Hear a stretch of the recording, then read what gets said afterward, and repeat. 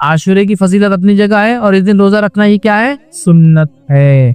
सही मुस्लिम की रिवायत है, नबी अकरम सल्लल्लाहु अलैहि वसल्लम फरमाते और कहते हैं कि जो सही मुस्लिम की रिवायत है, मुझे अल्लाह ताला से उम्मीद है कि यौम आशूरे का रोजा गुज़िश्ता 1 साल के सगीरा गुनाहों का कफ़ारा बनेगा। मुझे उम्मीद है कि आशूरे का रोजा पिछले 1 साल के सगीरा गुनाहों का कफ़ारा बनेगा। हालांकि हदीस में सगीरा नहीं है, लेकिन मैं तर्जुमे रख रहा हूँ। क्यों? इसलिए कि कभी भी कबीरा गुनाह बगैर तौबा के माफ नहीं होते, और अगर बंदों के साथ किएगा तो बंदों से भी माफी जरूरी है। जहां भी हदीस में अल्फाज आते एक रोजा, जैसे कि जुल्हिज्जा का 1 रोजा पिछले 1 साल और आगे आने वाले 1 साल के गुनाह का कफ़ारा है, उसी तरह आशूरे का रोजा ये गुज़िश्ता 1 साल के, लेकिन यहाँ जितनी भी ऐसी बातें आती है सब सगीरा है। जिस हदीस में अल्फाज है एक नमाज से दूसरी नमाज के बीच में वाले गुनाह नमाज की वजह से माफ होते हैं, ये सगीरा है। जुमा से लेकर जुमा मतलब एक जुमा से लेकर इंसान कंटिन्यूस नमाजें पढ़ता है अगले जुमा तक, तो बीच के तमाम गुनाह माफ हो जाते हैं, इससे मुराद सगीरा है। कबीरा गुनाहों के लिए तौबा वाजिब है, जरूरी है, कंपल्सरी है। इसलिए याद रखिए, जहन में रखिए, जहाँ भी हदीसों में बात आती है सगायर के ताल्लुक से, ठीक है। तो मुझे उम्मीद है कि ये पिछले 1 साल के गुनाहों का कफ़ारा बनेंगे। नबी अकरम सल्लल्लाहु अलैहि वसल्लम हदीस में फरमाया, सही मुस्लिम की रिवायत है, ठीक है। इसी तरह आशूरे के रोजे से तमाम छोटे गुनाह माफ हो जाते हैं, लेकिन बड़े गुनाह माफ नहीं होते, उसके लिए तौबा जरूरी है। अब एक सवाल, किसी ने अगर छोटे गुनाह किया ही ना हो पूरे साथ, ना छोटे किया हो ना बड़े किया हो, तो फिर क्या होगा आशूरे से उसको फायदा? उसके दर्जात उलमा लिखते बुलंद हो जाए। छोटे भी गुनाह नहीं किया, बड़े भी गुनाह नहीं किए, उसके दर्जात बुलंद हो जाएंगे। इसी तरह अगर किसी ने छोटे गुनाह नहीं किया हो और बड़े उसके अकाउंट में, तो उलमा लिखते हैं इंशाअल्लाह अजीज उन बड़े गुनाहों के शिद्दत में इंशाअल्लाह अल्लाह तखफीफ करेगा। मतलब उसके ताल्लुक से उलमा लिखते हैं कि अगर किसी के कबीरा और सगीरा गुनाह ना हो तो अल्लाह ताला उसके दर्जात को बुलंद कर देगा और उसकी नेकियों बढ़ा दी जाएंगी, लिख दी जाएंगी। और अगर एक या मुतादिद कबीरा गुनाह हुए लेकिन कोई सगीरा गुनाह उसके अकाउंट में ना हुआ, तो हमें उम्मीद है कि कबीरा गुनाहों में से कुछ तखफीफ कर दी जाएंगी, शिद्दत कम कर दी जाएंगी, हल्का कर दिया इंशाअल्लाह, ठीक। तो बहरहाल किसी ने अगर सगीरा किया ना हो, नेकी मिलेंगी, दर्जात बुलंद होंगी, और कबीरा हो सिर्फ अकाउंट में, सगीरा ना हो, तो इंशाअल्लाह तखफीफ की उम्मीद की जा सकती है इंशाअल्लाह, ठीक। इसी तरह जो इंसान को चाहिए कि 10 मुहर्रम के रोजे के ताल्लुक से अपने अहल वयाल को, घर वालों को, बीवी बच्चों को, गुलामों को, जान पहचान वालों को सहर के लिए भी जगाए और रोजा रखने की ताकीद करे। समझ रहा? सहर के लिए भी जगाना चाहिए रोजा। सहर के लिए मैं क्यों कह रहा हूँ? क्योंकि ये आम दिनों में सहर का टाइम किसी को मालूम नहीं होता। आज दिनों में रमजान में तो पूरा उसका तक़वीम आ जाती है ना, टाइम टेबल आ जाता है। आम दिनों में टाइम टेबल नहीं होता तो बड़ा कंफ्यूजन हो जाता है। तो आप लोग आजकल तो बड़ा आसान है, आप अगर मोबाइल से यूज करते हैं तो आजकल तो ऐसे ऐप्स हैं जिसमें आप डाल दे कि आज का सहर का आखिरी वक्त, तहज्जुद का आखिरी वक्त और सहर का आखिरी वक्त एक ही होता है। फजर की स्टार्ट से पहले सहर कर सकते हो, तहज्जुद भी पढ़ सकते हो। आप देख ले, बआसानी आपको मिल जाएगा। हर जमीन जमाने इलाके का अलग टाइम होता है, इसलिए मैं कोई टाइम बोल नहीं सकता हूँ, लेकिन फजर की स्टार्ट सहर का खात्मा है, या फिर जिसको कहेंगे तहज्जुद का आखिरी वक्त, सहर का आखिर, ठीक है। तो बहरहाल आप उठाए, सबको तैयार करें। आइए इस ताल्लुक से एक सहाबिया का वाकया सुनते हैं, और वो फरमाती है और कहती है, जिनका नाम रबी बिनते मुअव्वस रज़ियल्लाहु अन्हा, वो कहती है हम खुद इस रोजे को रखती थी और अपने बच्चों को भी रोजा रखवाती थी, और हम इनके लिए ऊन का गुड़िया बना देती थी, मतलब उनकी गुड़िया बना देती थी। चुनांचे इनमें से जब कोई खाने के लिए जिद करता या रोता तो वो गुड़िया हम खेलने देते, ताकि इफ्तार तक वो खेल में मशगूल रहे, माइंड डाइवर्ट करने बच्चों का। तो वह बड़े भी रखते थे, बच्चे भी रखते थे, और बच्चों का माइंड डाइवर्ट करने में ऊन की गुड़िया बना के रखते थे। समझ रहे आप? तो इबादतों में बच्चे भी शामिल होंगे, और बच्चों का ख्याल रखना भी। इस हदीस से पता चला कि सहाबियात पहले से उनके खेलने मिलने का इंतजाम कर देते थे। हालांकि ये बहुत गुर्बत वाला जमाना था, ऊन तो थोड़ा सा गुड़िया बना दी, बच्चा जिद करा था रोजे में कि मुझे खाना है, खेलने दे दी ताकि वो खेल में लग जाए और रोजा कंप्लीट हो जाए, तब तक खेलता रहेगा। और जो रिवायत देखी मुतफ़क़ा अलैह थे, वो जो सहाबियात गुड़िया बना, ठीक है। अब जो 10 मुहर्रम का जो रोजा है, जब नबी अकरम सल्लल्लाहु अलैहि वसल्लम इसका हुक्म दिया तो आपको बताया गया कि इस दिन जो है यहूद और नसारा भी रोजा रखते हैं, ठीक।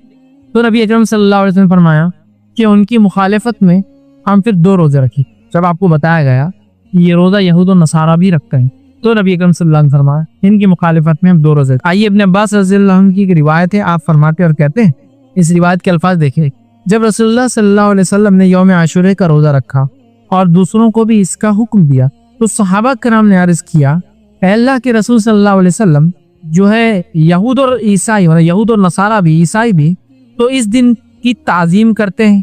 तो अल्लाह के रसूल सल्लल्लाहु अलैहि वसल्लम फरमाया, अगर अल्लाह ने चाहा तो मैं आइंदा बरस हम, मतलब अल्लाह ने चाहा तो हम या हम लोग या मैं आइंदा बरस जो है 9 मुहर्रम का रोजा भी रखेंगे। इब्न अब्बास रज़ियल्लाहु अन्हु फरमाते और कहते हैं कि नबी अकरम सल्लल्लाहु अलैहि वसल्लम आइंदा साल आने से कबली इंतकाल कर गए। जब आपने ये हुक्म दिया कि आशूरे का एक रोजा पिछले 1 साल के गुनाह कफ़ारा है, तो आपको बताया गया इस दिन की ताजीम तो यहूद और नसारा भी करते हैं, यूजिंग क्रिश्चियंस भी करते हैं। तो आपने कहा उनकी मुखालिफत में हम 1 नहीं 2 रोजे रखें। अब उनकी मुखालिफत की बात क्यों हो रही है? इसलिए कि यहूद और नसारा ने अपनी किताब की मुखालिफत, अल्लाह की मुखालिफत, इसलिए नबी अकरम सल्लल्लाहु अलैहि वसल्लम ने आखिर नबी ने उनकी मुखालिफत, दुश्मनी से नहीं, लोग बोलते दुश्मनी से नहीं, क्योंकि उन्होंने अल्लाह से दुश्मनी, अल्लाह के अहकामात को नहीं माना, पैदा करने वाले के हुक्म को नहीं माना, इसलिए हम उनकी मुखालिफत, वरना कोई दुश्मनी नहीं, समझ रहा? तो आपने उनकी मुखालिफत की। तो आपने कहा इंशाअल्लाह अज़ीज़ अगर मैं जिंदा रहा तो आने वाले साल कौन सा रोजा रखूंगा? 9 का रखूंगा। तो पता चला हमें कौन कौन से रोजे रखना है अब? 9 और 10, मतलब 9 और 10, 9, 10, 10 तो मुहर्रम तो हमको 2 रोजे रखना है, और ये 2 रोजे 1 साल के गुनाह का पिछले, और जुल्हिज्जा की 9 तारीख का रोजा वो 2 साल के गुनाह का कफारा जो गुजरा, और जो मतलब 1 रोजा 2 का कफारा, ये 2 रोजे 1 का कफारा जो गुजरा है। ठीक है, चलिए ये भी पता चल गया कि हमको आशूरे का रोजा रखना है। नबी अकरम सल्लल्लाहु अलैहि वसल्लम रखा, सहाबा रखते थे, सब रखते थे, बच्चों को रखाते थे, और मुखालिफत में होकर सारा 2 रोजे हमको रखना है, मतलब 10 का तो रखना ही और 1 इजाफा करना है। आइए दूसरी रिवायत के अंदर, सही मुस्लिम के अंदर अल्फाज है, अगर मैं अगले साल जिंदा रहा तो 9 मुहर्रम का भी रोजा रखूंगा। एक में ऊपर वाली में कहा था कि हम रखेंगे, इसमें कहा कि मैं रखूंगा।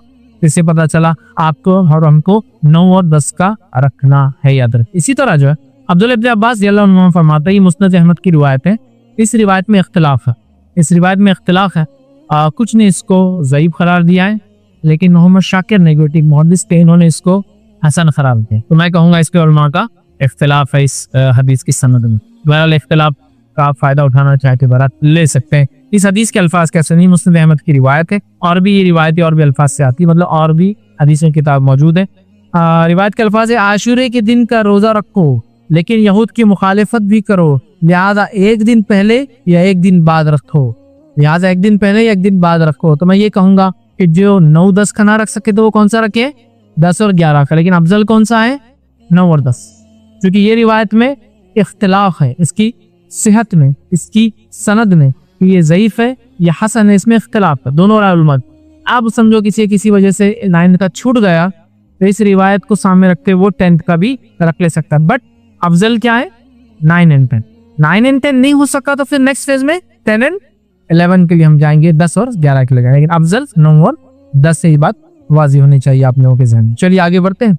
अब किसी वजह से ये 2 रोजे आप नहीं रख सकते और आपको सिर्फ 10 का रोजा मिल गया, मतलब आप 9 का भी नहीं रख पा रहे और 11 का भी नहीं रख पा किसी वजह से, तो क्या हम 1 रोजा रख सकते हैं? ये तो हाँ, ये खाली 1 रोजा भी रखा जा सकता है इंशाअल्लाह, इसमें कोई मसला नहीं है यार।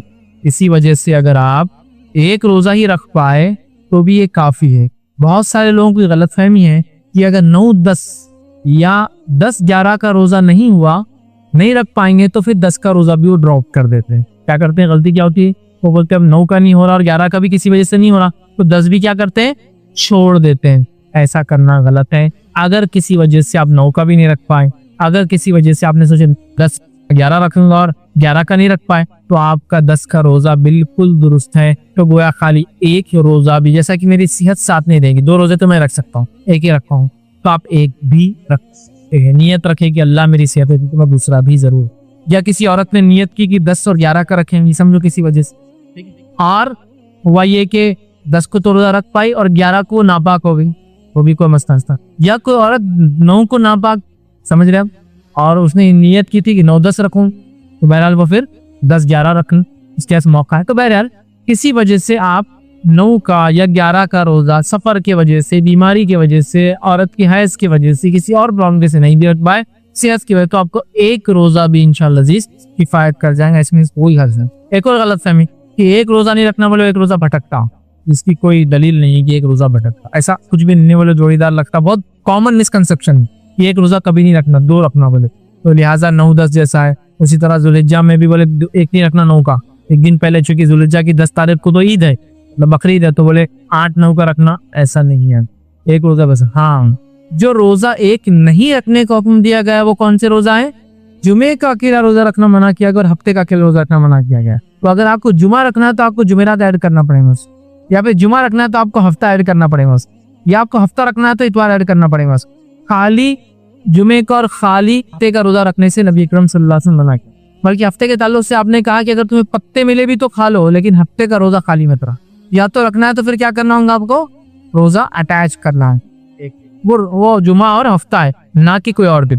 तो लिहाजा किसी वजह से आप एक भी रोजा रखे तो इंशाल्लाह इसमें कोई हर्ज नहीं। ठीक, इसी तरह भाई ने अच्छा सवाल किया कि यौम आशूरा की फजीलत जो है किन वजूहात से, ठीक है, या क्या वजूहात उसके ताल्लुक से है कि यौम आशूरा की क्या ख़ुसूसियत है। तो पहली चीज तो याद रखिए, बहुत से लोग यौम आशूरा के ताल्लुक से यौम आशूरा से मुराद 10 मुहर्रम बड़ी अजीब व गरीब फजीलतें बताते हैं जो उम्मन बहुत सी बार साबित भी नहीं होती रसूलुल्लाह सल्लल्लाहु अलैहि वसल्लम। जैसे कि एक रिवायत बड़ी मशहूर और मारूफ है, जो है अब्दुल कादिर जिलानी ने जो है किताब जो है बुनियतुत तालिबीन में नक़ल, उन्होंने लिखा कि यही दिन था जब आदम बनाए गए, यही दिन था जब आदम जमीन पे भेजे गए, यही दिन था जब वो नूह अलैहिस्सलाम वो कश्ती बहाने फंसी और मछली के पेट में गए, यही दिन था जब वो बाहर निकले, यही दिन था जब मूसा अलैहिस्सलाम आजाद हुए, यही दिन था।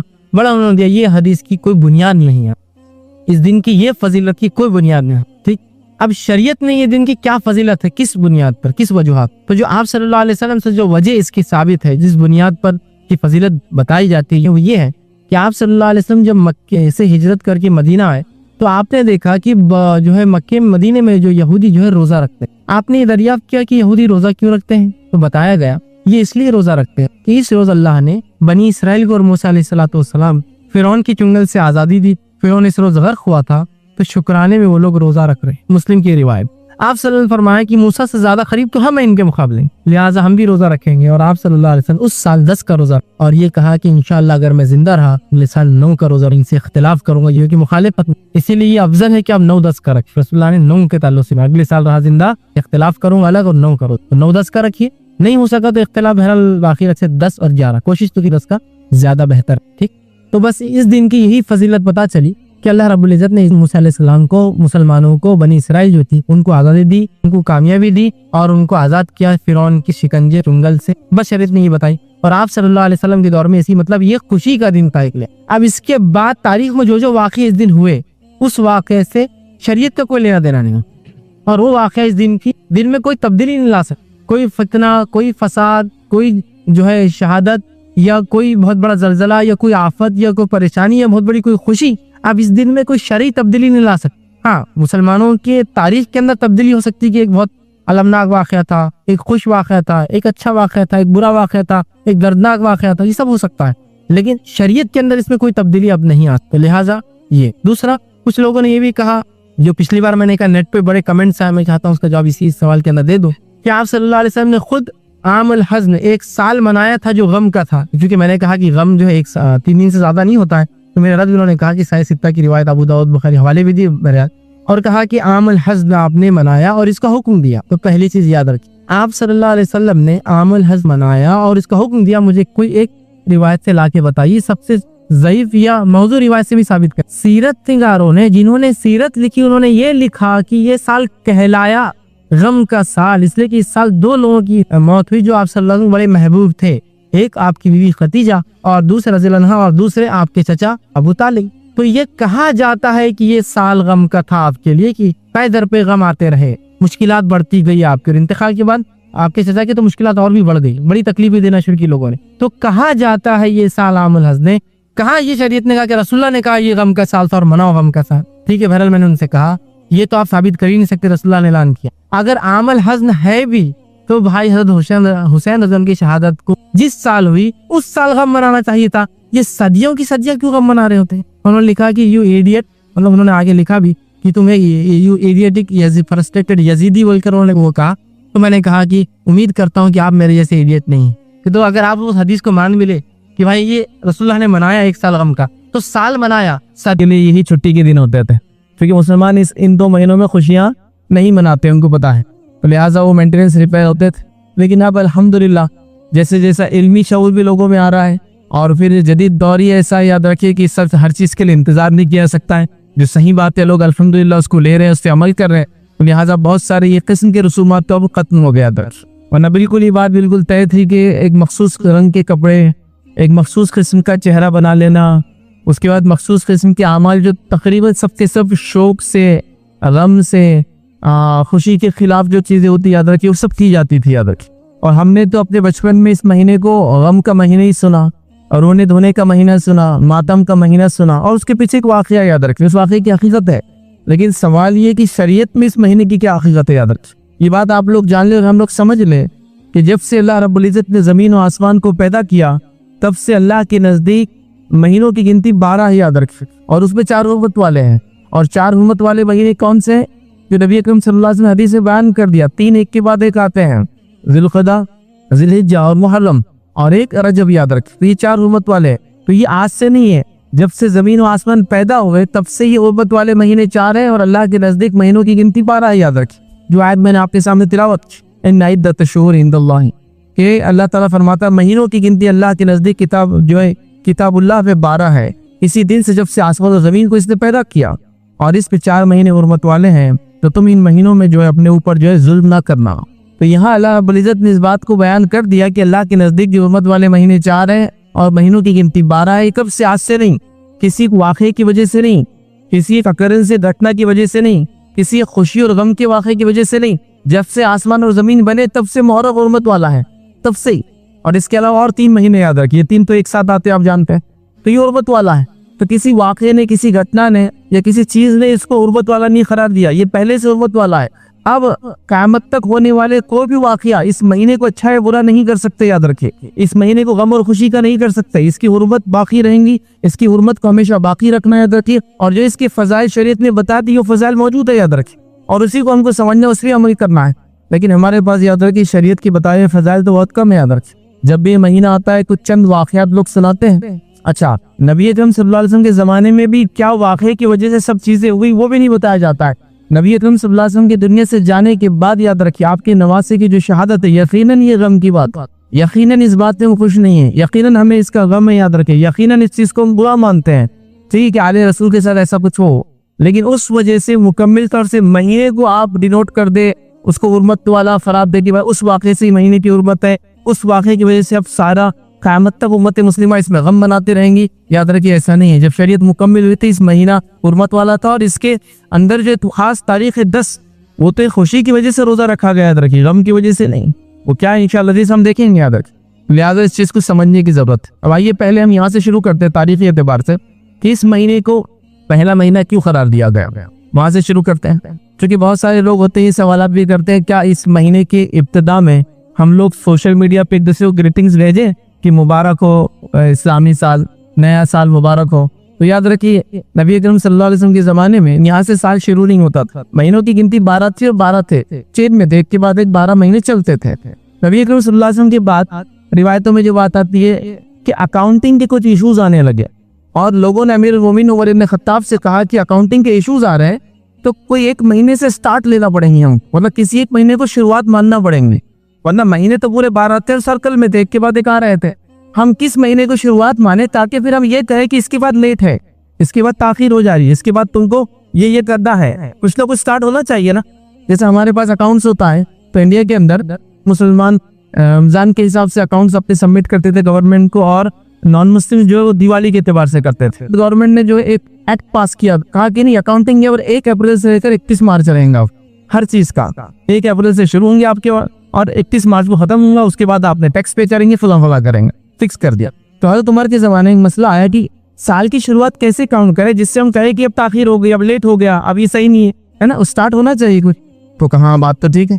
हज़रत उमर ने एक मीटिंग बुलाई, उसमें सहाबा आए, और सहाबा जब आए तो हज़रत उमर ने पेश किया कि मसला अकाउंट्स का आ रहा है, तो कोई एक महीने को हमको इब्तिदा स्टार्ट लेना पड़ेंगी। तो कहा अच्छा ठीक है, तो फिर हम मुहर्रम से करते हैं। और अक्सर लोगों ने जो तारीख लिखने वालों ने लिखा, इस महीने को जो तय किया गया उसकी एक अहम वजह, कहीं और वजह हो सकती है, याद रखिए, एक अहम वजह ये थी कि अल्लाह के रसूल ने हिजरत का मंसूबा इस महीने बनाना शुरू किया था। स्टार्ट किया था, हिजरत की नहीं थी, लेकिन अभी याद रख, हिजरत करके जब आप पहुंचे तो 8 रबीउल अव्वल थी, याद रखी, मदीना में। तो आपने स्टार्ट किया और 10 से 12 दिन में आप पहुंचे थे, याद रखिए। 3 दिन गारे सौर में रहते, 8 दिन उसके बाद और चले थे या 10 दिन, उस एतबार से ले तो ये 10 से ज्यादा दिन थे, याद रखिए। तो गोया स्टार्ट आपने जो है सफर के आखिरी इसमें की थी और रबीउल अव्वल के अंदर 8 को आप वहां मदीने में पहुंच गए थे, याद रखिए। लेकिन स्टार्ट मंसूबा कब शुरू किया था? मुहर्रम के अंदर। तो उमर ने या किसी और ने ये तजवीज पेश की कि मुहर्रम से फर्स्ट कर लेते, क्योंकि मंसूबा शुरू होता ना हिजरत का, हिजरी साल, तो हम इसको क्या करते, फर्स्ट काउंट कर लेते हैं। और सारे सहाबा ने हाँ कह दिया, किसी ने इख्तिलाफ नहीं किया, लिहाजा इस पर इजमा हो गया एक तरह से कि इसको फर्स्ट मंथ हज़रत उमर के जमाने से डिक्लेयर हो गया। तो आप जो लोग पूछ रहे हैं क्या इसके ग्रीटिंग्स, इसकी मुबारकबाद देना चाहिए, तो ये कभी फर्स्ट मंथ था ही नहीं, ये तो जरूरत की वजह से इसको फर्स्ट मंथ डिक्लेयर कर दिया गया, याद रखिए। अब ये फर्स्ट ही रहेंगे, याद रखिए। सहाबा ने चूंकि ये हो गया मामला तय, खुलफा राशिदीन ने कर दिया, हो गया खलीफा तो बहरहाल, तो ये फर्स्ट मंथ इस तरह से बना, याद रखिए। अब यहाँ से आप चेंज शुरू होती, मुहर्रम, सफर, रबीउल अव्वल, रबीउल सानी, जमादुल अव्वल, और ये पूरा सिस्टम 12 मंथ का हो गया, याद रखिए। लेकिन ये भी एक बड़ा मसला है हमारे पास, चूंकि वो इन तारीखों से या इस्लामी तारीख से आजकल कुछ भी नहीं होता है, याद रखिए, ठीक। लिहाजा ये बड़ा मसला है कि कौन सा महीना चलता है।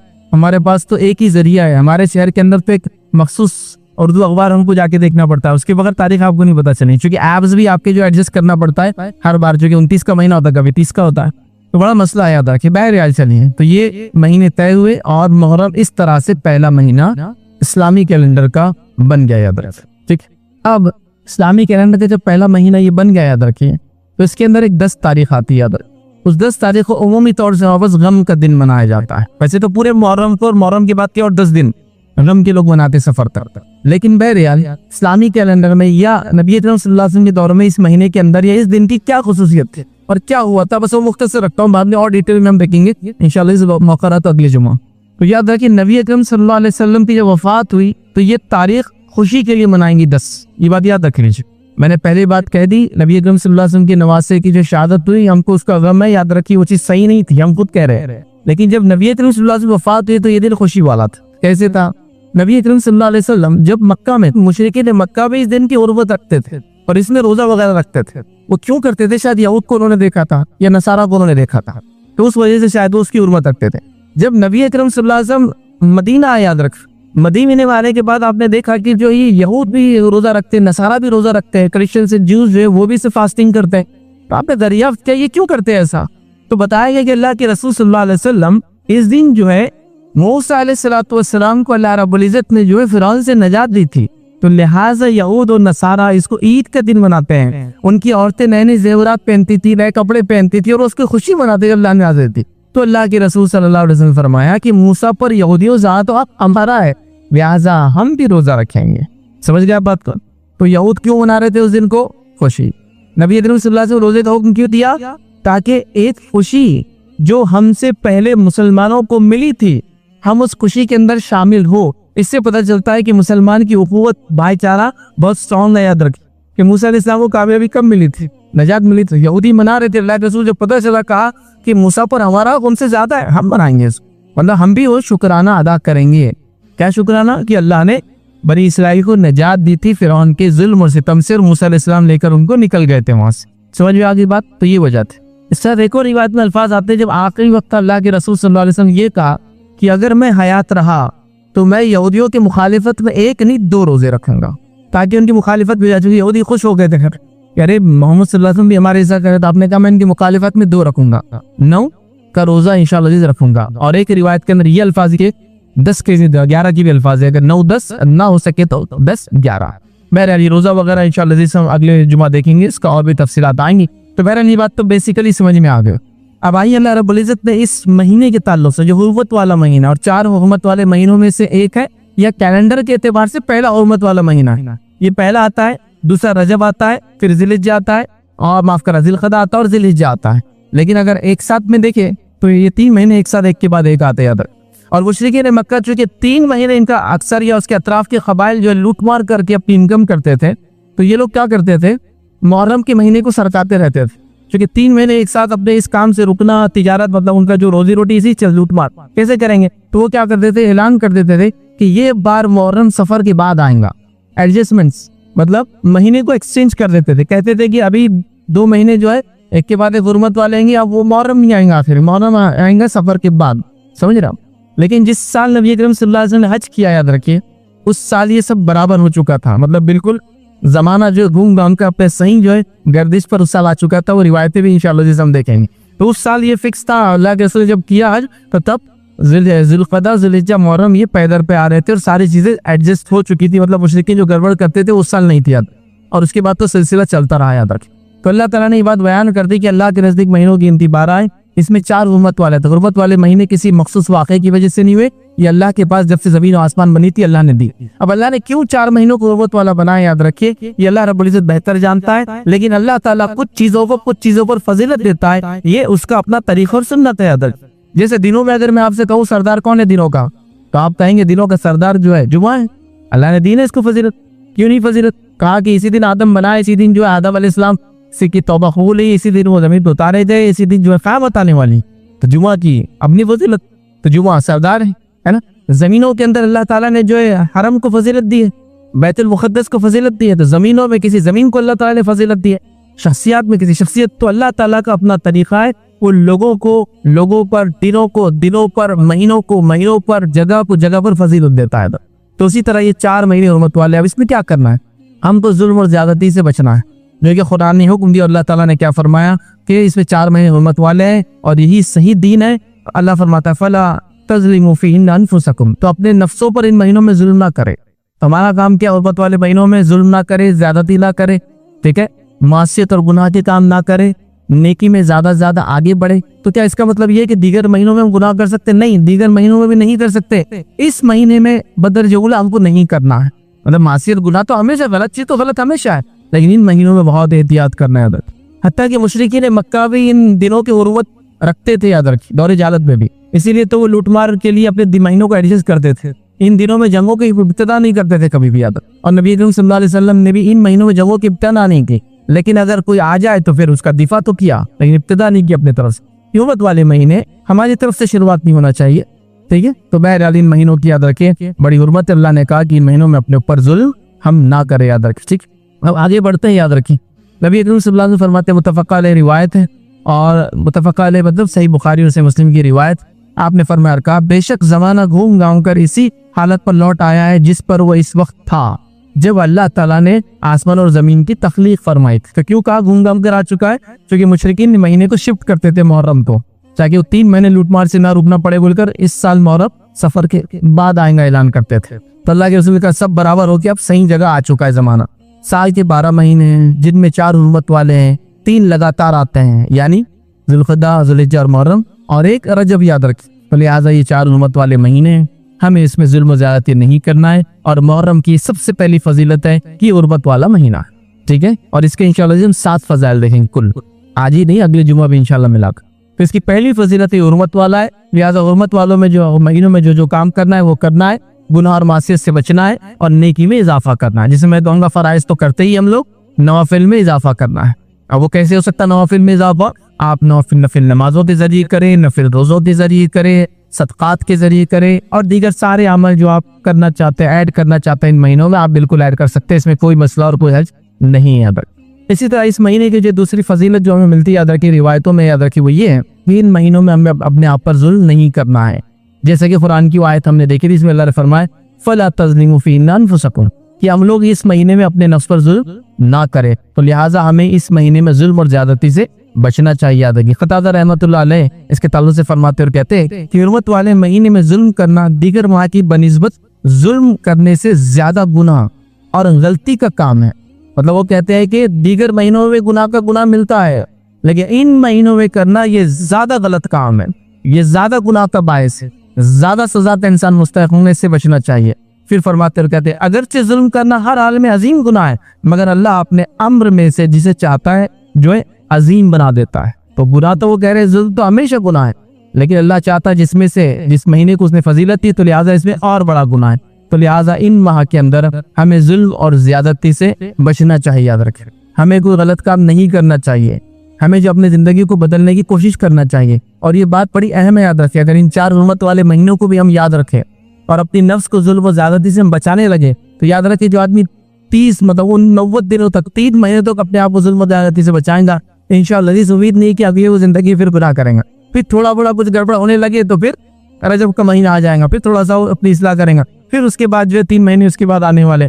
तो लिहाजा ये हमको अपने आप को सुधारने का मौका याद रखें जो अल्लाह रब्बुल इज्जत ने दिया है। लेकिन जैसा मैंने कहा ना, क्योंकि इस्लामिक कैलेंडर का कोई सिस्टम ही हमारे पास नहीं, तो कब ये महीने आकर जाते हैं पता भी नहीं चलता है। हाँ, जब वो थोड़ा सा हज का सीजन आए तो पता चलता है कि ज़िलहिज्जा चल रहा है, ज़िलक़िदा तो बस ऐसे ही चला जाता है।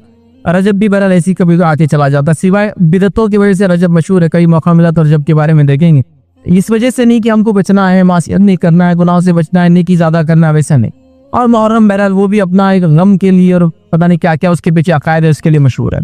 तो लिहाजा हमको याद रखना है चीज़ों को और इसका फ़ायदा उठाना है। आइए तीसरी बात देखेंगे इस महीने के ताल्लुक से, ये है कि अल्लाह के रसूल सल्लल्लाहु अलैहि वसल्लम ने इस महीने को जो है अल्लाह का महीना करार दिया। ये जो मुहर्रम का महीना है ये अल्लाह का महीना याद रखें, ठीक है। और सही मुस्लिम की रिवायत है, नबी अकरम सल्लल्लाहु अलैहि वसल्लम फरमाते और कहते हैं, रमजान मुबारक के बाद अल्लाह के महीने मुहर्रम के रोजे सब रोजों से जो अफजल हैं, और फर्ज नमाज के बाद सबसे अफजल नमाज रात की तहज्जुद की नमाज है। तो यहाँ नबी अकरम सल्लल्लाहु अलैहि वसल्लम फरमा रहे कि रमजान मुबारक के बाद अल्लाह के महीने मुहर्रम के रोजे सबसे अफजल है। तो शहरुल्लाह था, आपने अल्लाह का महीना कहा इस हदीस के अंदर। तो मुहर्रम जो है ये अल्लाह का महीना याद रखें, शहरुल्लाह अल्लाह का महीना, तो बड़ा अहम महीना याद रखें। मतलब देखिए जिस महीने को नबी अकरम सल्लल्लाहु अलैहि वसल्लम निस्बत कर रहे हैं अल्लाह का महीना, तो कितना अहम होगा ये महीना याद रखिए। तो ये अल्लाह का महीना आप सल्लल्लाहु अलैहि वसल्लम ने इस महीने को बयान किया, याद रखिए। लिहाजा इससे जो इसकी अहमियत जो है पता चलती, याद रखिए। चौथी बात जो याद रखिए हमको मुहर्रम के ताल्लुक से पता चलती वो ये है कि ये हुर्मत वाले महीनों में सबसे अफजल महीना, याद रखिए। हुर्मत वाले महीनों में सबसे अफजल महीना है। मतलब हुर्मत वाले महीने 4 हैं, लेकिन उलमा लिखते हैं, कई अक़वाल मौजूद है कि हुर्मत वाले महीनों में सबसे अफजल महीना ये मुहर्रम का, याद रखिए। तो लिहाजा इसकी हुर्मत को बिल्कुल पामाल ना करें। लेकिन कितनी अफसोस की बात है कि इस महीने को हम में से अक्सर, मैं नहीं कह रहा हूँ मैं आप में से हर शख्स जो सुन रहा, लेकिन अक्सर ये हो रहा है कि इसमें जुल्म और ज़्यादती के ही काम किए जा रहे हैं, शिर्क और बिदत के ही काम किए जा रहे हैं, गुनाह बुराई और गुनाह के काम किए जा रहे हैं, और अजीब व गरीब रसूमात और कस्टम्स को फॉलो किया जा रहा है। हत्ता की बात मैं आपको कहता हूँ, आप में से अगर कुछ लोग जानते हैं, हमारे पास हिंदुस्तान का एक मखसूस इलाका है, खासतौर से जो नॉर्थ ईस्ट वाला इलाका है, वहाँ के लोगों को रमजान की अहमियत भी नहीं पता है, लेकिन मुहर्रम की अहमियत पता है। अगर आपके पास उस इलाके के वर्कर्स काम करते हो मुस्लिम, तो वो बोलेंगे अब हमारे छुट्टी का महीना आ रहा है, मुहर्रम आ रहा है। फिर रमजान क्या करते हैं, रमजान आपस को पवित्र महीना नहीं, मुहर्रम जरूरी है बोले। फिर मुहर्रम जाते हैं, मखसूस रसूमात करते हैं, ताजिए लगाते हैं, ताजिए नचाते हैं, और पता नहीं क्या क्या होता है। फिर वो पूरा महीना मना के फिर वापस आते हैं। तो आप कहेंगे ऐसी कैसा इनके पास, तो आप देखेंगे रमजान की वो अहमियत नहीं जो मुहर्रम की अहमियत, क्योंकि इसको इसकी शिर्क, इसकी बिदत, इसके खुराफात, इसकी बुराई और अजीब व गरीब किस्म के इसके जो फजाइल बता दिए गए, और एक अजीब सिस्टम चल पड़ा, याद रखिए मुहर्रम के ताल्लुक से, जो कि आप भी महसूस कर सकते हैं, है ना। जबकि उर्वत वाले महीनों में सबसे मोहतरम महीना है ना। तो हमारे पास कोई इसको गम का महीना समझ रहा है, कोई इसको मनहूस महीना समझ रहा है। बिल्कुल ही कॉमन है। इसलिए कि आप देखिए लोगों से पूछे मुहर्रम में, अरे मुहर्रम में नए कपड़े नहीं पहनना, मुहर्रम में निकाह नहीं करना, मुहर्रम में नई चीज नहीं खरीदना, अरे मुहर्रम में पैदा हो तो रोती सूरत रहेगा। ये बच्चों को भी आप ये सुनेंगे, अरे इनकी पैदाइश मुहर्रम की ना, अरे पूरी जिंदगी रोना है इसको, जो मुहर्रम पैदा हो गई। मतलब मुहर्रम मतलब नौसत, मुहर्रम मतलब बुराई, मुहर्रम मतलब गम, मुहर्रम मतलब बुरी चीज, ये तस्वुर है, याद रखिए। जबकि ये उर्वत वाले महीनों में सबसे अफजल महीना है, और हमारे नजदीक नऊज़ बिल्लाह ये नौसत वाला, ये बुराई वाला, इसमें कोई नेक काम नहीं करना, मखसूस रंग के कपड़े पहनना, मखसूस अमाल करना, इन चीजों से इसको हमने मशहूर कर दिया है। और इसकी हुर्मत को कैसे अजीब व गरीब ढंग से पामाल करते हैं आपको देखना है। जो 10 का दिन है वो दिन जाहिर सी बात है रोजे का दिन है, वो दिन जाहिर सी बात है आप उसमें नेकी करें, याद रखिए। चूंकि मुहर्रम का दिन है, याद रखिए, और उस दिन अल्लाह ताला ने मूसा अलैहिस्सलाम को नजात दी थी। वो सब छोड़कर हम लोग पता नहीं क्या क्या कर रहे हैं, मेले लग रहे हैं। मुहर्रम के मेले तो होते हैं ना, हर जगह आपने सुना होगा कोई मेले लगा रहा है। अच्छा, बड़ी ताज्जुब की बात है, थोड़ा सोचो इस चीज को, गौर करो आप। अगर कोई आदमी ये भी कह रहा है कि नबी अकरम सल्लल्लाहु अलैहि वसल्लम के नवासे की शहादत की वजह से गम का है ये दिन, खास तौर से 10 का और पूरा महीना मुहर्रम का गम का है, तो मेरा एक सवाल है, थोड़ा सा अपने आप को झिंझोड़ो। आप कैसे झिंझोड़ो? गम कैसे मनाया जाता है मुझे बोलो, आप अपनी जबान में बोलो कि गम कैसे मनाया जाता है ना। गम एक अलग ढंग होता है ना। अब कोई कह रहा है कि ये महीना गम का है चूंकि नवासे रसूल की शहादत हुई और उस दिन मेला लगा रहा है। और सोचो आप, गम का कोई ऐसा तरीका है कि किसी की वालिद का इंतकाल हुआ और उस दिन वो मेला लगाता है, उस दिन खुशियां मनाई जा रही है, नए कपड़े पहने जा रहे हैं, नए नए खाने बन रहे हैं, वाक़या सुनाए जा रहे हैं कि कुछ लोग भूख और प्यास से शहीद हो गए और यहाँ हम लोग पानी के और दूध के शरबत पिला पिला के परेशान है। अगर आप कह रहे गम भी है तो ये कौन सा गम मुझे समझ में नहीं आ रहा। मतलब अगर ये गम है, गम का महीना है, तारीख गम की है, तो आप देखिए गम कैसा मनाया जा रहा है। 10th को 10 मुहर्रम को मैं बता रहा हूँ आप कि उस दिन मेला लगाया जा रहा है, बच्चे नए कपड़े पहन रहे हैं, लोग जा रहे हैं, एक तरफ कोई सवारी नचा रहा है तो दूसरी तरफ कोई मातम कर रहा है। मतलब गुड्डा गुड़िया का खेल ही चल रहा है। तुम नचाने वाला काम करो, हम गम वाला काम करेंगे। दो पार्टीज अपने अलग अलग काम कर रहे हैं, है ना। पब्लिक जाके उसको देख रही है और एक एंजॉयमेंट पूरे उसमें माहौल में चल रहा है। अभी तो गवर्नमेंट डिक्लेयर हॉलीडे भी याद रखी उस दिन, बहरहाल नेशनल हॉलीडे याद रखी। देखिए अटल बिहारी वाजपेयी साहब की जो बीजेपी की लास्ट सरकार थी उसने 2 छुट्टी ऐड की थी, 10 मुहर्रम और 12 रबीउल अव्वल। तो 2 उनके एजेंडा में थे। बहरहाल तो जब से 2 छुट्टी ऐड हो गया, इससे पहले नहीं मिलती थी। बहरहाल तो अब तो नेशनल हॉलीडे तो छुट्टी मनाई जा रही है, याद रखिए। तो अगर गम भी है तो गम मनाने का कुछ तरीका होता है, हर जगह होता है ना। ये गम मनाने का तरीका है शहादत के नाम पे नाच, शहादत के नाम पे मेला, शहादत के नाम पे नए कपड़े, शहादत के किस्से सुना जा रहे हैं कि इतने दिन से प्यासे थे और हम लोग जो है लोगों को शरबतें पिला रहे हैं। मतलब अगर कोई कहे कि फला आदमी आज तकलीफ से वो बना था तो आदमी गम में वो कुछ चीज रुक जाता है। जैसे कि अल्लाह के रसूल ने कहा कि अल्लाह ताला ने बनी इसराइल को, मूसा अलैहिस्सलाम को आज़ादी दी थी, ये खुशी मना रहे तो हम भी शुक्राना अदा करेंगे रोजा रखकर, हम पार्ट बने उस खुशी का। तो ये गम किस नाम पे याद रखे? अजीब व गरीब ढंग है ना गम मनाने का। मतलब आप ताज्जुब करेंगे उम्मत मुस्लिमा को लोगों ने उनके बड़ी बड़ी शख्सियत के मौत पर गम मतलब के नाम पर खुशियां मनाने लगाई। मैं आपको दूसरा एग्जांपल देता हूँ। हमारे पास पहले 12 रबीउल अव्वल को क्या नाम से मनाया जाता था? बोलिए। हर आदमी बोलेगा 12 वफात है ही नहीं है। ये जुमला आपने सुना होगा, 12 वफात, बारिया फात, एकदम जिसको बोलते स्लैंग में रवानी में जो बोलते बारिया फात, 12 वफात। 12 का मतलब 12 तारीख, वफात का मतलब पैदाइश होता है। वफात का मतलब पैदाइश होता है क्या? एक थोड़ा सा बच्चा, इसको थोड़ी सी उर्दू आती है, बोलेंगे वफात का मतलब फौत हो जाना, मौत हो जाना, इंतकाल कर जाना। तो आपको 12 रबीउल अव्वल पे भी नचाया, क्या बोल के 12 वफात। क्योंकि ये बात नबी करीम सल्लल्लाहु अलैहि वसल्लम की पैदाइश के ताल्लुक से ये बात तो तय है कि आप पीर को पैदा हुए थे, लेकिन तारीख में इख्तिलाफ है। 9 थी, अक्सर बहुत सारे लोगों ने 9 को भी कहा, ये स्ट्रॉन्ग बात है। ये भी कुछ ने 10, 11 और कुछ ने कहा नहीं 12। तो 9 और 12 याद रखिए, दोनों में से कोई, लेकिन वफात तो बिल्कुल तयशुदा है, बिल्कुल तयशुदा है, 12 को ही हुई थी। तो 12 वफात कहेगी आपको नचाया, आपको जुलूस और मेले टेले लगवाए, वफात के नाम पे ही हुआ। 22 रजब को पुण्य मनाए जाते हैं ना, वो भी खुशी का है, एक बड़ा मिठाई वगैरह बनाने का है। उस दिन अमीर माविया की जो है इंतकाल हुआ था। आप देख रहे हैं अमीर माविया का इंतकाल हुआ था। तो ये आप देखिए हर किसी न किसी बड़ी शख्सियत के इंतकाल पर इन्होंने गम के नाम पर उम्मत मुस्लिमा को नचवाया और खुशियां मनाने लगा। याद रखिए, ये आप देखिए पूरा एक के बाद एक अब तारीखों को उठाइए जो जिससे बिदअतें की जाती है और उसके पीछे का बैकग्राउंड, उसके पीछे का वाकया आप ढूंढने की कोशिश कीजिए तो आपको ये मिलेगा इसके पीछे कोई ना कोई बड़ी शख्सियत की वफात है। और चूंकि हम खुलकर खुशी नहीं मना सकते थे उसकी वफात की, उस शख्स की, तो लिहाजा चुप कर खुशियां मनाई गई। अब क्यों खुशियां मनाई गई आप सब जानते हैं, इसलिए कि जाहिर से तो खुशी कौन मनाता है एक शख्स के, एक सहाबी के इंतकाल पर? जाहिर सी बात है ईमान वाला नहीं हो सकता, है ना, मुनाफिक हो सकता है। अब वो खुलकर तो नहीं मना सकता है तो आपको एक दूसरे शक्ल में दे दी ताकि आप भी उसकी खुशी में शामिल हो जाए गम के नाम पर। सुभान अल्लाह। तो मेरा लिए आप देख सकते हैं ऐसी कई चीजें याद रखी। बड़ी अफसोस की बात है उम्मत मुस्लिमा के लिए कि ना अपनी तारीख को जानते हैं, ना वो जिसको कहेंगे उर्वत वाले महीने जानते हैं, ना वो तारीखों के पीछे वाकई जानते हैं, ना कोई चीज मना रहे तो कम से कम अकल तो क्या होती है। आप कह रहे गम का महीना है तो मुझे गम तो कहीं नजर नहीं आ रहा। अभी मुहर्रम शुरू हो जाएंगे तो मैं समझता हूँ वो बेकरियां जो है आपकी ओवंस खाली नहीं मिलने वाली अब, क्योंकि वो लोग शहीद हुए थे ना, 10 दिन भूखे रह के, तो आप खा कर जिसको कहेंगे अपने आप को शहादत की तरफ ले जाएंगे। अभी वो बनना चालू हो जाते कुछ मखसूस किस्म के बिस्किट, फिर मखसूस किस्म की रोटियां, मखसूस किस्म के मीठे, मखसूस किस्म के चावल, मखसूस किस्म की उसके बाद जिसको कहते हैं खाने, और वो खाए जा रहे हैं। और किस्सा क्या सुना जा रहा है गम का। मैंने नहीं देखा किसी के गम पर लोग इतना खाते और पीते याद।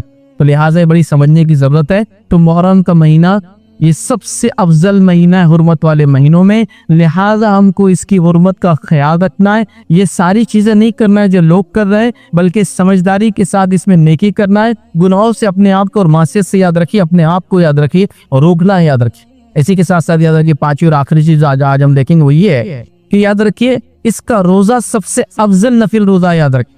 मुहर्रम का रोजा याद रखिए सबसे अफजल नफिल रोजा है। नबी अकरम सल्लल्लाहु अलैहि वसल्लम फरमाते और कहते, सही मुस्लिम की रिवायत है कि रमजान मुबारक के बाद अल्लाह के महीने मुहर्रम का रोजा सबसे जो रोजों में अफजल है याद। तो लिहाजा ये रोजा सबसे अफजल है। तो लिहाजा आप में से अगर कुछ लोग रोजा रखना चाहे तो जरूर इस महीने के अंदर रोजा रखिए। पूरा महीने का रोजा नहीं याद रखिए, लेकिन ये रिवायतों में ये बात भी आती है कि रमजान का महीने का रोजा भी फर्ज नहीं हुआ था, तब तक आप कसरत से इसमें रोजे रखते थे। बाद में एक रिवायत में आपने कहा जो रखना चाहे रखे, जो इफ्तार करना चाहे करे, ठीक है। तो लिहाजा लेकिन अगर कोई रखना चाहता तो इस महीने में रोजे वो रख सकता है। और खास तौर से एक रोजा जो कि 10 मुहर्रम का याद रखिए, ये आप खास तौर से रखे और 9 और 10 एक साथ कर ले, क्योंकि यहूदी की मुखालिफत में अल्लाह के रसूल ने इरादा किया था कि मैं रखूंगा। और अगर 9 ना हो सके तो 10 और 11 रखे, और किसी का ना हो सके तो खाली 10 रख ले इंशाल्लाह, जिस कोई मसला नहीं। तो लिहाजा ये सबसे अफजल रोजे रमजान के रोजों के बाद। तो लिहाजा अगर कुछ ना हो सके तो पीर और जुमेरात का रोजा जो रोजा जो वैसे भी सुन्नत है, आप वो रख ले इस महीने में खास तौर से। या फिर अय्याम 20 के रोजे जो 13, 14 और 15, 13, 14 और 15 चांद के त्योहार होते हैं, उसके रोजे रख ले। इन रोजों की बड़ी फजाइल है। नबी अकरम सल्लल्लाहु अलैहि वसल्लम फरमाया जो अय्याम 20 के रोजे पूरे साल रखता है, गोया उसने साल भर के रोजे रखे, क्योंकि वो 3 रोजे होते हैं, हर महीने होते हैं। और जब 3 रोजे हर महीने रखेंगे, अल्लाह उस नेकी को 10 गुना बढ़ा देता है, तो गोया वो 30 रोजों के बराबर अजर मिल गया। इसके ताल्लुक से भी फजीलत आती है।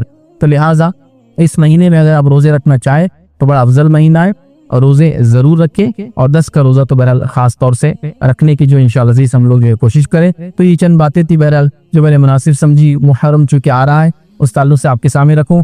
अगले जो है जुमा इंशाअल्लाह अज़ीज़ कुछ और बातें जो बड़ी अहमियत की हामिल है मुहर्रम के ताल्लुक से खास तौर से वो हम देखने की जो है कोशिश करेंगे। अल्लाह रब्बुल इज़्ज़त से दुआ करता हूँ कि अल्लाह रब्बुल इज़्ज़त हम तमाम को शिर्क और बिदअत से जो है महफूज रखें। अल्लाह रब्बुल इज़्ज़त उम्मत मुस्लिमों को अपनी किताब का पढ़ना, समझना, उस पर अमल करना आसान करें। हमें किताब और सुन्नत की अहमियत को समझते उसके मुताबिक अमाल करने की तौफीक अता फरमाए। हम तमाम को हमारी नस्लों पर हर किस्म की बुराई से जो महफूज रखे। अल्लाह ताला जो उम्मत मुस्लिमों में जो मजलूम है उनकी जो मदद अता फरमाए। अल्लाह रब्बुल इज़्ज़त जो कमज़ोर है उनकी कमज़ोरी को दूर करे, जो मोहताज है उनकी मोहताजी को दूर करे, जो परेशान हाल है मखरूज है अल्लाह ताला उनके क़र्ज़ के बोझ को उनसे जल्दी उतारे। और तमाम जो मसाइल उम्मत मुस्लिमा के अल्लाह ताला जो मसाइल में फंसे उनके मसाइल हल करे। वाखिर दावाना अल्हम्दुलिल्लाहि रब्बिल आलमीन। सुब्हान रब्बिका रब्बिल इज़्ज़ति अम्मा यसिफून व सलामुन अलल मुरसलीन वल्हम्दुलिल्लाहि रब्बिल आलमीन। अब किसी वजह से ये 2 रोजे आप नहीं रख सकते और आपको सिर्फ 10 का रोजा मिल गया, मतलब आप 9 का भी नहीं रख पा रहे और 11 का भी नहीं रख पा रहे किसी वजह से, तो क्या हम एक रोजा रख सकते हैं? ये तो हाँ, ये खाली एक रोजा भी रखा जा सकता है इंशाअल्लाह, जिसमें कोई मसला नहीं है। याद किसी वजह से अगर आप एक रोजा ही रख पाए तो भी ये काफी है। बहुत सारे लोगों की गलतफहमी है कि अगर 9, 10 या 10, 11 का रोजा नहीं हुआ, नहीं रख पाएंगे तो फिर 10 का रोजा भी वो ड्रॉप कर देते हैं। क्या करते हैं, गलती क्या होती है, वो बोलते हैं अब 9 का नहीं हो रहा और 11 का भी किसी वजह से नहीं हो रहा, तो 10 भी क्या करते हैं, छोड़ देते हैं। ऐसा करना गलत है। अगर किसी वजह से आप 9 का भी नहीं रख पाए, अगर किसी वजह से आपने सोचे 10, 11 रखेंगे और 11 का नहीं रख पाए, तो आपका 10 का रोजा बिल्कुल दुरुस्त है। तो गोया खाली एक रोजा भी, जैसा कि मेरी सेहत साथ नहीं देगी, 2 रोजे तो मैं रख सकता हूँ, एक ही रखता हूँ, तो आप एक भी रख सकते हैं। नियत रखे कि अल्लाह मेरी सेहत है क्योंकि मैं दूसरा भी जरूर। या किसी औरत ने नियत की कि 10 और 11 का रखेंगी, समझो किसी वजह से, और वह ये कि 10 को तो रोजा रख पाई और 11 को नापाक हो गई, वो भी कोई मसला नहीं। या कोई औरत 9 को नापाक, समझ रहे आप, और उसने नियत की थी कि 9, 10 रखूं, बहरहाल वो फिर 10, 11 रखना इसके पास मौका है। तो बहरहाल किसी वजह से आप 9 का या 11 का रोजा सफर की वजह से, बीमारी की वजह से, औरत की हैज की वजह से, किसी और प्रॉब्लम से नहीं भी रख पाए, सेहत की वजह, तो आपको एक रोजा भी इंशाअल्लाह अज़ीज़ किफायत कर जाएंगे, इसमें कोई हर्ज नहीं। एक और गलतफहमी कि एक रोजा नहीं रखना वाले एक रोजा भटकता, इसकी कोई दलील नहीं कि